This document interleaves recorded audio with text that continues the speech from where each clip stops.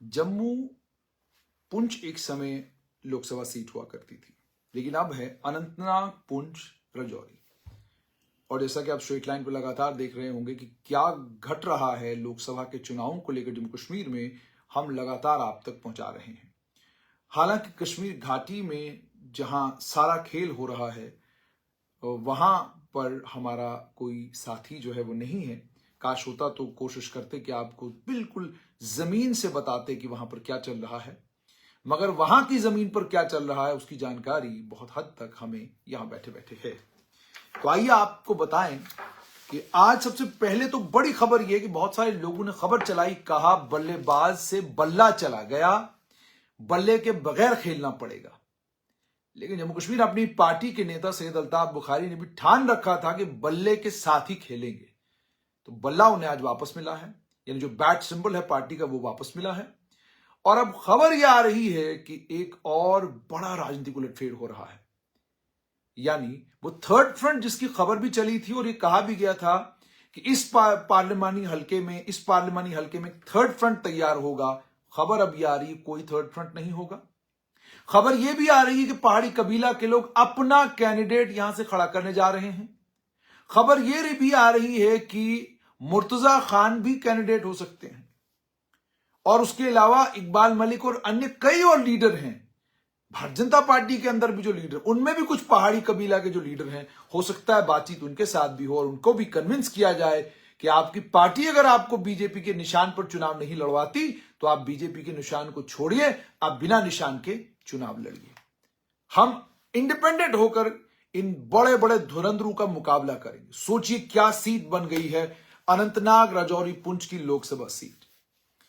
National conference के बड़े नेता, धर्मगुरु, पीर माने जाने वाले मियां अल्ताफ, साफ शफाफ किरदार के मालिक, इंटर डिस्ट्रिक्ट रिक्रूटमेंट को लेकर कुछ नाराजगियां गुजर बकरवाल कबीला के लोगों को उनसे जरूर आज भी हैं, तब भी थी। और कुछ लोग टैग भी लगा रहे हैं कि मियां अल्ताफ बाहरी हैं, वो राजौरी पुंछ के नहीं हैं। कुछ लोग चौधरी तालब हुसैन के वक्त को याद करा रहे हैं लोगों को कि यार चौधरी तालब को राजौरी और पुंछ के लोगों ने मिलकर कामयाब किया था, हमें दोबारा वही करना पड़ेगा।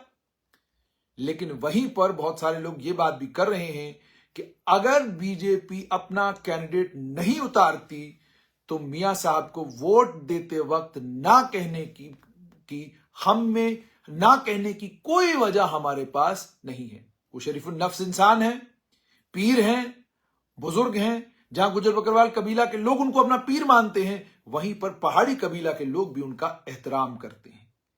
कुछ एक गुजर बकरवाल कबीला के बड़े लीडर हैं जिनके उनके साथ सियासी इख्तिलाफात हैं, लेकिन जब पीर साहब मैदान में उतरे तो एक बड़े गुजर बकरवाल कबीला के लीडर ने मुझे कहा कि अब मैदान में उतरा नहीं जा सकता, क्योंकि गुजर बकरवाल कबीले के बड़े लीडर और बड़े लीडर होने के साथ साथ में हमारे पीर अब मैदान में है, तो अब मैदान में उतरना मुझे ठीक नहीं लग रहा। लेकिन अब जम्मू कश्मीर अपनी पार्टी ने तैयारी कर ली है कि शायद कल वो घोषणा करेंगे, जफर इकबाल मनहास जम्मू कश्मीर अपनी पार्टी के कैंडिडेट होंगे अनंतनाग, राजौरी, पुंछ लोकसभा क्षेत्र से। गुलाम नबी आजाद ऑलरेडी तैयारी कर रहे हैं वहां से चुनाव लड़ने की। महबूबा मुफ्ती संभवतः जम्मू कश्मीर पीपल्स डेमोक्रेटिक पार्टी की नेता हैं, शायद वो भी यहां से चुनाव लड़ें।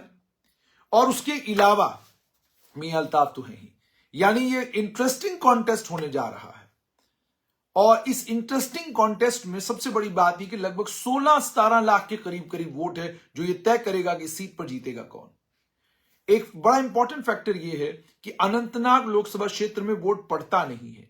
30% वोट सबसे ज्यादा इस क्षेत्र में पड़ा है, कभी उससे ज्यादा वोट पड़ा नहीं। लेकिन दूसरी तरफ जब हम राजौरी पुंछ की बात करते हैं तो 70-70, 80-80% इस लोकसभा क्षेत्र में वोटिंग होती है, यानी 70 से 80% जो है इस लोकसभा क्षेत्र में वोट पड़ता है।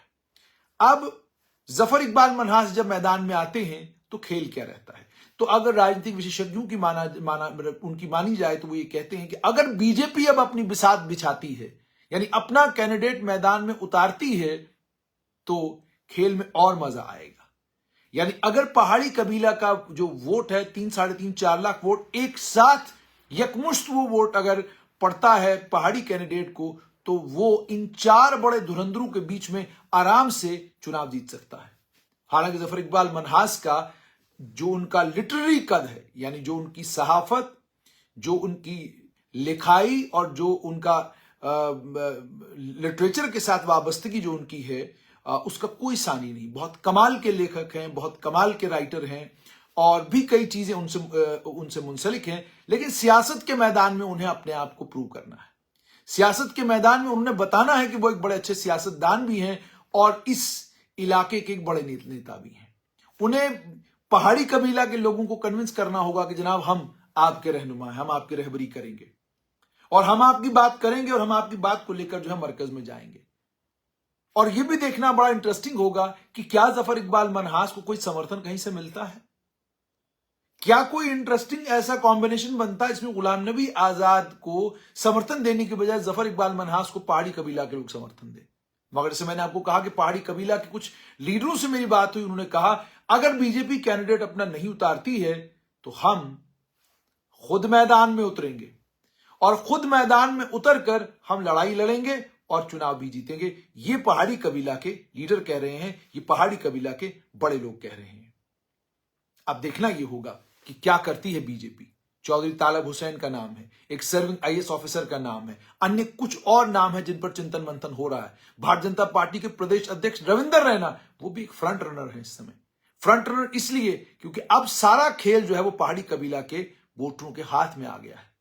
तो अगर पहाड़ी कबीला के वोटर मैदान में उतरते हैं और दूसरी तरफ घाटी में 30% से ज्यादा पोलिंग नहीं होती है, तो यूं समझ लीजिए कि बहुत आसान होगा इस सीट पर किसी भी एक बीजेपी के नेता का चुनाव जीतना। वो भी तब संभव है जब वोट डालते वक्त भी वोटर वो माहौल हो जिस माहौल में वोटर कन्विंस हो कि हाँ हम बीजेपी के चुनाव चिन्ह फूल पर ही वोट डालेंगे। क्योंकि आप जानते हैं कमल के फूल पर वोट डालेंगे। आप जानते हैं कि जैसे जैसे चुनाव आगे बढ़ेगा कोई पता नहीं माहौल कैसा बने, कोई पता नहीं क्या क्या परिवर्तन आए, कोई पता नहीं क्या क्या तब्दीलियां आए। तो उन सारी तब्दीलियों को ध्यान में रखते हुए इस सीट पर कॉन्टेस्ट इंटरेस्टिंग होने जा रहा है।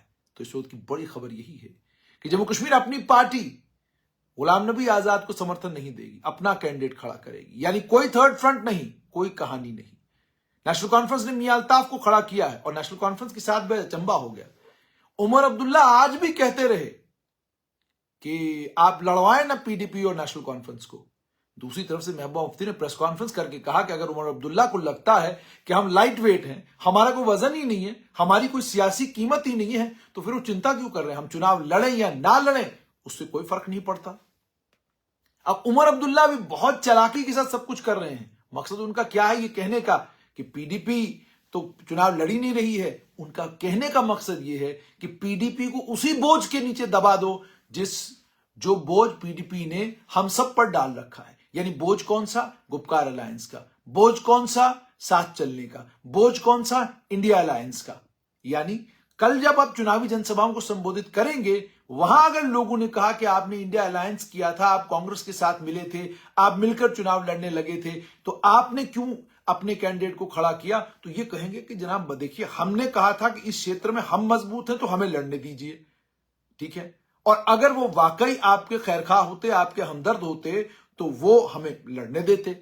वो कहते ठीक है जी आप लड़िए, हम खड़े हों वो खड़े हों, फर्क क्या पड़ता है, हमारी मदद करते वो। और आप तो जानते हो कि 2019 के चुनाव में वो नंबर 3 पर आई हैं, तो जो नंबर 3 का कैंडिडेट है उसे हम मैदान में कैसे उतारते। हम तो जीते हुए हैं, हमारे खिलाफ कोई एंटी इनकम्बेंसी नहीं है, कुछ नहीं है, और हमारी हवा चल रही है। तो इसके चलते हमारे लिए तो मुमकिन नहीं था कि हम विड्रॉ करते।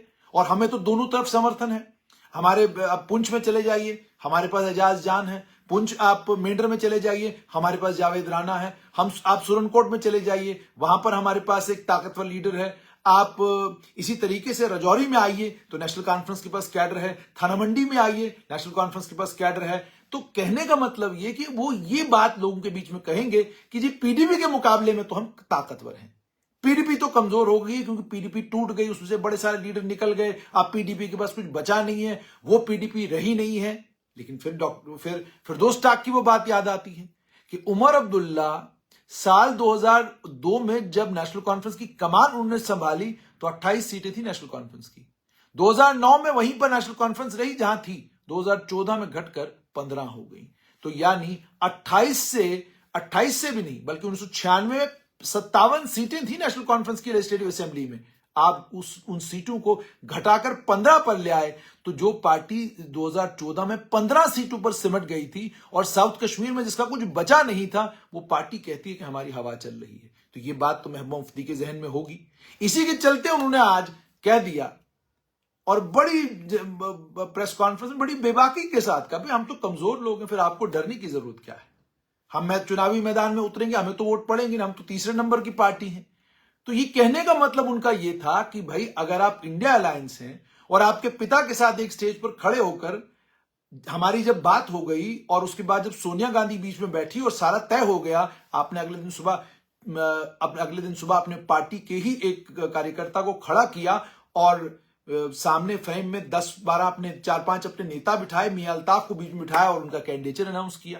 और बाद में आपने ये भी कहा कि डॉक्टर फारूक अब्दुल्ला का भी इस कैंडिडेचर को समर्थन है। हालांकि ऑफिशियली अभी तक डॉक्टर फारूक अब्दुल्ला ने कोई बयान मियां अल्ताफ के लोकसभा का कैंडिडेट बनने के बाद अभी तक कोई बड़ा बयान दिया नहीं है। तो इसका मतलब अंदर खाने कुछ और चल रहा था।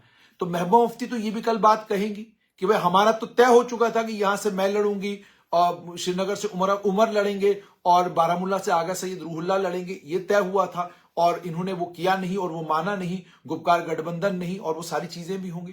फिर सज्जाद गनी लोन भी अपनी बात करेंगे कि जनाब मैंने गुपकार में इनकी मदद की और इन लोगों ने मेरी ही पीठ में छुरा घोंपा। तो ये सारी कहानियां तो अब मंजर आम पर आएंगी। और पिछले दिनों हमने ये भी देखा कि वहीदुर रहमान परा जो पार्टी का ब्रेन माने जाते हैं, उन्होंने भी बहुत सारे कटीले वाण जो हैं वो चलाए हैं उमर अब्दुल्ला और नेशनल कॉन्फ्रेंस के ऊपर और बार बार उनको ये याद करा है कि, और आज भी सज्जाद गनी लोन का एक बयान मेरी आंखों के सामने से गुजर रहा था, उन्होंने कहा 1987 में जो जम्मू कश्मीर में हुआ है उस पर एफआईआर लगनी चाहिए और कार्रवाई भी होनी चाहिए।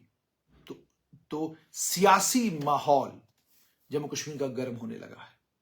इस सियासी माहौल में बहुत कुछ इंटरेस्टिंग आने वाले दिनों में होगा। लेकिन फिलहाल खबर ये कि जम्मू कश्मीर अपनी पार्टी पीपुल्स कॉन्फ्रेंस किसी किस्म का कोई भी थर्ड फ्रंट नहीं बन रहा। सभी अपना अपना राग अलापेंगे, सभी अपनी अपनी डफली बजाएंगे और राजौरी, पुंछ और अनंतनाग के लोगों से वोट मांगेंगे।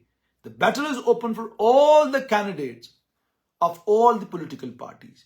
The only wait is for the BJP to declare their candidate from Anantnag, Rajouri, Poonch.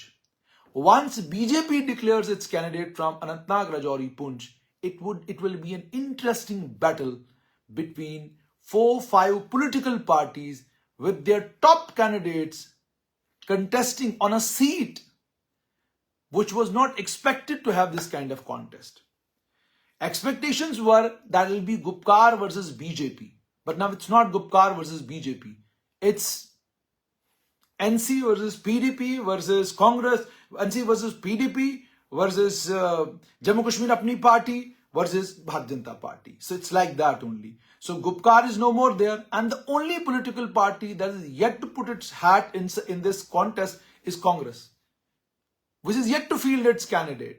That means it's Congress which is backing off. It's Congress which is out of this contest. It is now between PDP and National Conference. It is for these two political parties to decide what they want to do. तो कहने का साफ तौर पर मतलब ये है कि अब इन दो राजनीतिक दलों की होगी लड़ाई और उसके बाद देखना ये होगा कि भारतीय जनता पार्टी कल शाम तक अगर किसी कैंडिडेट को अनाउंस करती है तो ठीक, और अगर नहीं होती है अनाउंसमेंट तो फिर ये समझा जाएगा कि वो प्रत्याशी जिस प्रत्याशी को लेकर, जिस कैंडिडेट को लेकर बार बार ये कहा जा रहा था कि वो उन्हें बीजेपी समर्थन दे सकती है, वही है और वो बीजेपी की तरफ से अनंतनाग, राजौरी, पुंछ में चुनाव लड़ रहे हैं। और ये भी इंटरेस्टिंग देखना होगा कि अगर पहाड़ी कबीला के लोग अपना कैंडिडेट वाकई उतारते हैं, then it is going to be the battle of all the battles in Jammu and Kashmir. कि जितनी भी लड़ाइयों की सबसे बड़ी लड़ाई फिर अनंतनाग, राजौरी, पुंछ का लोकसभा क्षेत्र होगा।